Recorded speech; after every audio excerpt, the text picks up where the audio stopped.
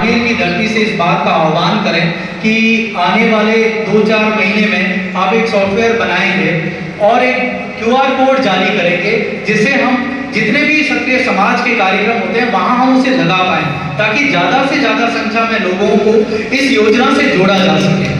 अब ये योजना हमारी उन बहनों के लिए है जिन बहनों के साथ में मैं ये तो नहीं कहूँगा कि ईश्वर ने क्या किया कैसे किया, परंतु हमारी ऐसी बहनें जो आज उस स्थान पर है जहां हमारे समाज की उन्हें सबसे ज़्यादा आवश्यकता है।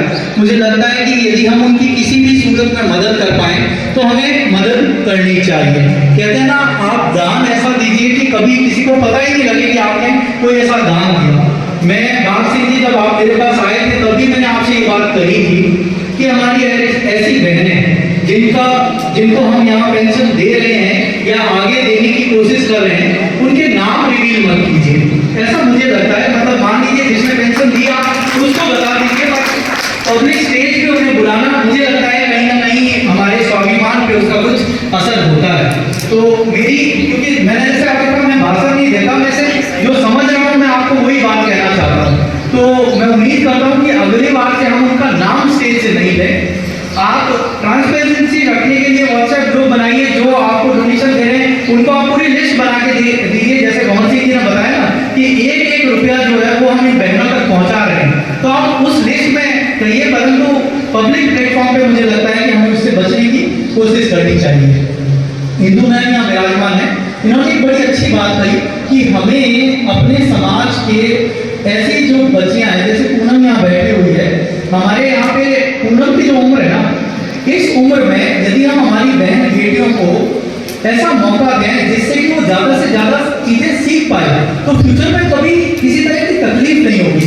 आज मैं यहाँ देख पा रहा हूँ कि ये हमारी जितनी बहनें हैं ना वो एजुकेटेड नहीं है, तो मुझे लगता है कि हमें शुरुआत इससे करनी चाहिए कि ईश्वर ना करे कुदरत कभी किसी के साथ इस तरह का हादसा हो जाए, तो हम अपने बच्चों को इतना पढ़ाएं कि वो सक्षम हो सके। जैसे कि मैडम ने बताया कि हम अपने इन बच्चियों को या अपने परिवार की इन बहनों को कोई ना कोई ऐसी चीज सिखाएं जिससे ये अपना जीवन व्यापन बहुत आराम से कर सके।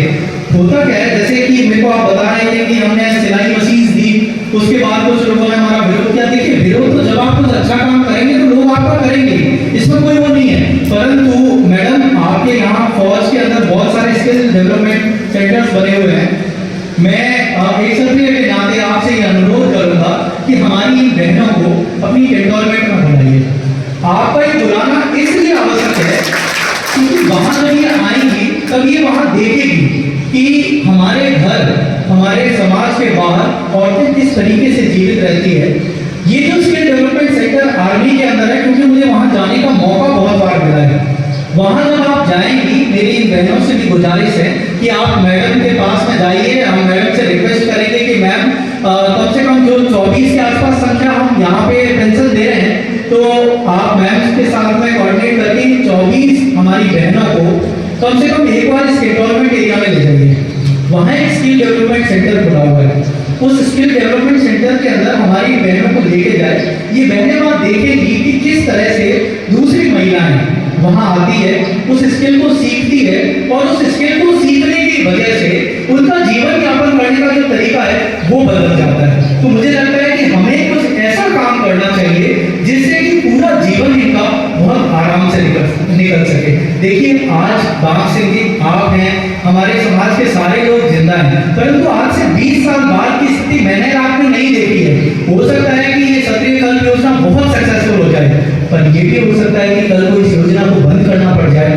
तो हमें हर एडवर्स चीज के लिए भी तैयार रहना चाहिए। तो तैयार हम तभी कर पाएंगे जब हम ये ठान लें कि हम जिन बहनों का आज सहयोग कर रहे हैं, चाहे मैं रहूं या ना रहूं, इन बहनों के जीवन में कोई तरह की परेशानी नहीं आए, ये हमें आज ही मेकश्योर करना पड़ेगा। इसके लिए क्या क्या काम किए जा सकते हैं, इसके लिए मेरे को लगता है हमें रेणु जी से सलाह लेनी चाहिए, यहाँ हिंदू मैम बैठे हुए हैं, इनसे सलाह लेनी चाहिए। आज के इस कार्यक्रम में मुझे जो सबसे अच्छी चीज लगी ना, वो ये लगी, मैंने इनफैक्ट बाग सिंह जी को बोला भी था कि क्योंकि ये हमारी बहनों का कार्यक्रम है, तो आज आप किसी मेल मेंबर का यहाँ भाषण मत रखवाइए। आज बड़ा अच्छा लगा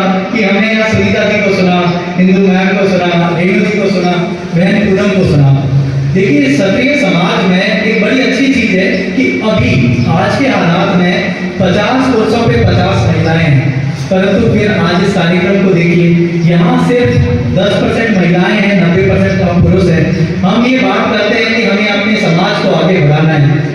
यदि हमें अपने समाज को आगे बढ़ाना है तो हमारी बहनों को बराबर के अधिकार देने पड़ेंगे, हमारे बहनों को बराबर दिखाना पड़ेगा, हमारी बहनों को हर कार्यक्रम में उन्हें इक्वल का पार्टिसिपेशन देना पड़ेगा। यदि ये नहीं है ना तो यहाँ से बातें करना बेकार बात है। जो चीज हम कर नहीं सकते वो हमें कहनी नहीं चाहिए। यदि आप और मैं यहाँ से ये बात कह रहे हैं कि हमें समाज हित में ये काम करना है, समाज में यदि किसी की पीड़ा है तो वो मेरी पीड़ा है, यदि हम ये समझते हैं तो कम से कम अपने जीवन में उसे उतारने की छोटी सी कोशिश हमें जरूर करनी चाहिए। हमारी ये जितनी भी बहनें हैं, यदि इनमें से कोई बहन एजुकेटेड है तो कोशिश करें कि उसे स्किल डेवलपमेंट हम लेके आए, उसकी यदि नौकरी लग सके